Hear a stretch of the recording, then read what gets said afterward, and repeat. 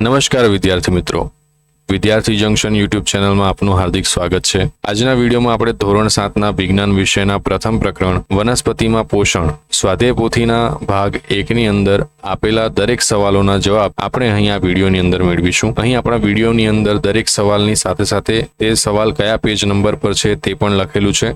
હવે આપણે પ્રથમ સવાલ તરફ જઈએ। પ્રશ્ન 1 છે, નીચે આપેલા પ્રશ્નો માટે સાચો જવાબ પસંદ કરી તેનો ક્રમ કૌંસમાં લખો। પહેલો સવાલ છે, બધા સજીવો માટે ઉર્જાનો મુખ્ય સ્ત્રોત કયો છે? આપણી પાસે 4 ઓપ્શન છે, વનસ્પતિ, સૂર્ય, પવન અને ચંદ્ર। સાચો જવાબ આવશે સૂર્ય, એટલે કે બી ઓપ્શન। હવે આપણે બીજો સવાલ જોઈએ। બીજો સવાલ છે, વનસ્પતિમાં લીલું રંજક દ્રવ્ય કયા અંગમાં આવેલું હોય છે? 4 ઓપ્શન છે, એ પર્ણ, બી પુષ્પ, સી ફળ અને ડી મૂળ।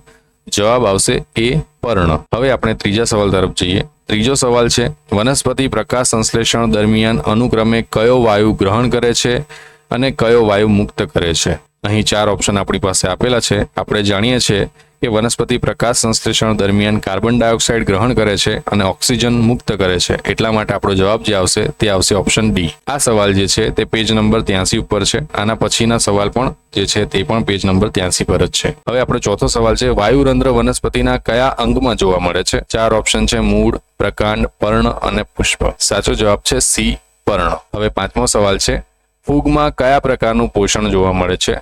4 ઓપ્શન છે, મૃતોપજીવી, સહજીવન, કીટાહારી અને પરોપજીવી। સાચો જવાબ આવશે ઓપ્શન એ મૃતોપજીવી। હવે આપણે પ્રશ્ન 2 તરફ આગળ વધીએ। પ્રશ્ન 2 પણ પેજ નંબર 83 ઉપર જ આપેલો છે। પહેલી ખાલી જગ્યા છે, નાઇટ્રોજનના સ્થાપનમાં ખાલી જગ્યા નામના બેક્ટેરિયા મદદરૂપ છે।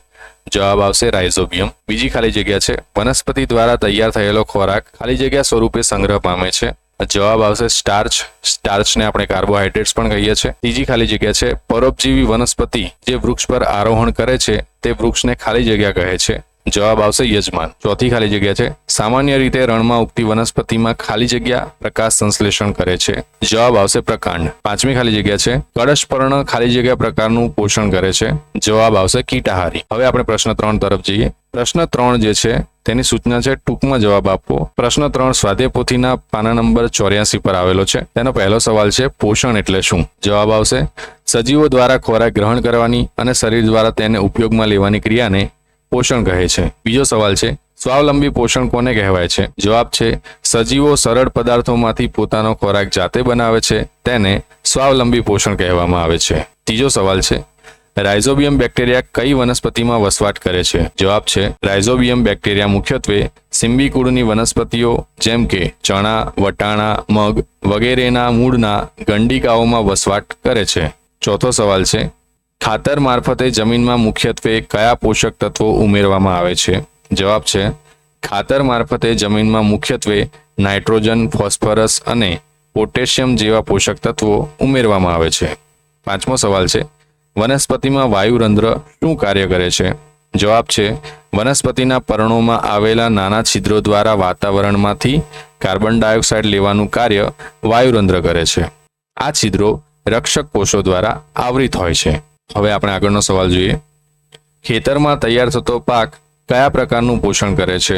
જવાબ છે, ખેતરમાં તૈયાર થતો પાક સ્વાવલંબી પોષણ કરે છે, કારણ કે વનસ્પતિ એકમાત્ર સજીવ છે જે પાણી, કાર્બન ડાયોક્સાઇડ અને ખનિજ તત્વોનો ઉપયોગ કરીને પોતાનો ખોરાક બનાવે છે। આ દરેક સવાલ પાના નંબર 84 પર છે, જેની નોંધ લેશો। હવે આપણે પ્રશ્ન 4 તરફ જઈએ। પ્રશ્ન 4ની સૂચના છે, તફાવત આપો। પહેલો તફાવત છે, સ્વાવલંબી પોષણ અને પરાવલંબી પોષણ। આ તફાવત પાના નંબર 84 પર આપેલો છે। હવે આપણે આ તફાવત જોઈએ તો સ્વાવલંબી પોષણ એટલે શું અને પરાવલંબી પોષણ એટલે શું? આ બંનેના તફાવત આપણે આપવાના છે। તો સ્વાવલંબી પોષણનો પહેલો મુદ્દો છે, લીલી વનસ્પતિ પ્રકાશ સંશ્લેષણની ક્રિયા દ્વારા પોતાનો ખોરાક જાતે બનાવી પોષણ મેળવે છે તેને સ્વાવલંબી પોષણ કહે છે। પરાવલંબી પોષણનો પહેલો મુદ્દો છે, પ્રાણીઓ અને બીજા સજીવો પોતાનો ખોરાક વનસ્પતિ કે અન્ય સજીવ પાસેથી મેળવી પોષણ મેળવે છે તેને પરાવલંબી પોષણ કહે છે। સ્વાવલંબી પોષણનો બીજો મુદ્દો છે, વનસ્પતિમાં જોવા મળતું પોષણ સ્વાવલંબી પોષણ છે। પરાવલંબી પોષણનો બીજો મુદ્દો છે, વનસ્પતિ સિવાયના અન્ય તમામ સજીવોમાં પરાવલંબી પોષણ જોવા મળે છે। હવે આપણે બીજા તફાવત તરફ જઈએ। બીજો તફાવત છે સ્વાવલંબી પોષણ અને મૃતોપજીવી પોષણ। આ તફાવત પાના નંબર 85 ઉપર આપેલો છે। હવે આપણે સ્વાવલંબી પોષણ અને મૃતોપજીવી પોષણનો તફાવત જોઈએ તો સ્વાવલંબી પોષણના જે મુદ્દાઓ જે છે તે અગાઉના તફાવતમાં જોઈ ગયા તે પ્રમાણેના જ આવશે.